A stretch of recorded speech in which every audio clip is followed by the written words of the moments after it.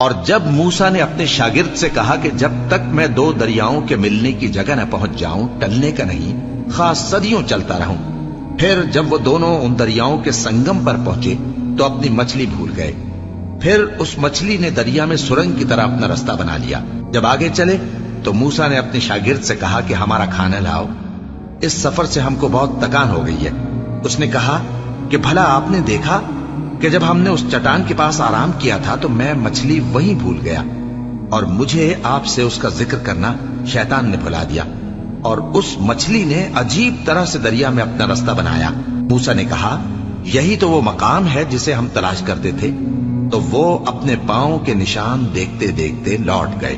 وہاں انہوں نے ہمارے بندوں میں سے ایک بندہ دیکھا جس کو ہم نے اپنے ہاتھ سے رحمت خاص سے نوازا تھا اور اپنے پاس سے ایک خاص علم بخشا تھا۔ موسیٰ نے ان سے جن کا نام خضر تھا کہا کہ جو علم اللہ کی طرف سے آپ کو سکھایا گیا ہے، اگر آپ اس میں سے مجھے کچھ بھلائی کی باتیں سکھائیں تو میں آپ کے ساتھ رہوں۔ خضر نے کہا کہ تم میرے ساتھ رہ کر صبر نہیں کر سکو گے، اور جس بات کی تمہیں خبر ہی نہیں اس پر صبر کر بھی کیسے سکتے ہو؟ موسیٰ نے کہا اللہ نے چاہا تو آپ مجھے صابر پائیے گا، اور میں آپ کے ارشاد کے خلاف نہیں کروں گا۔ خضر نے کہا اگر تم میرے ساتھ رہنا چاہو تو شرط یہ ہے مجھ سے کوئی بات نہ پوچھنا جب تک میں خود اس کا ذکر تم سے نہ کروں۔ تو دونوں چل پڑے، یہاں تک کہ جب کشتی میں سوار ہوئے تو خضر نے کشتی کو پھاڑ ڈالا۔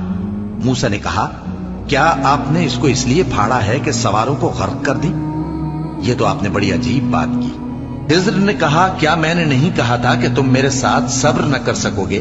موسیٰ نے کہا کہ جو بھول مجھ سے ہوئی اس پر مواخذہ نہ کیجیے اور میرے معاملے میں مجھ پر مشکل نہ ڈالیے۔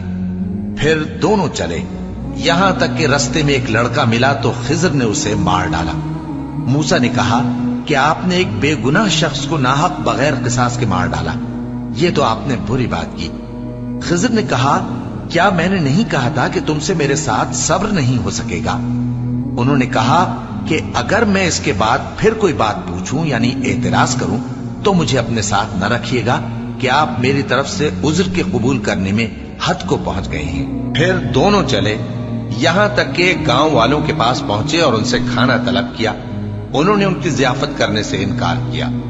پھر انہوں نے وہاں ایک دیوار دیکھی جو گرا چاہتی تھی تو خضر نے اس کو سیدھا کر دیا۔ موسیٰ نے کہا کہ اگر آپ چاہتے تو ان سے اس کا معاوضہ لے لیتے تاکہ کھانے کا کام چلتا۔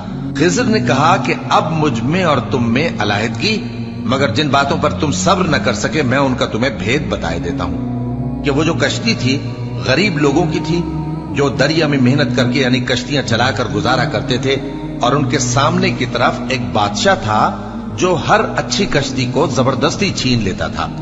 تو میں نے چاہا کہ اسے عیبدار کر دوں تاکہ وہ اسے غصب نہ کر سکے۔ اور وہ جو لڑکا تھا اس کے ماں باپ دونوں مومن تھے، ہمیں اندیشہ ہوا کہ وہ بڑا ہو کر بد کردار ہوگا تو کہیں ان کو سرکشی اور کفر میں نہ پھنسا دے۔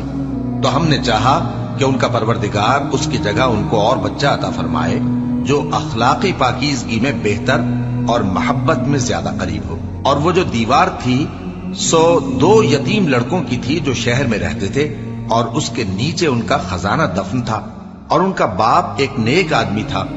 تو تمہارے پروردگار نے چاہا کہ وہ اپنی جوانی کو پہنچ جائیں اور پھر اپنا خزانہ نکالے۔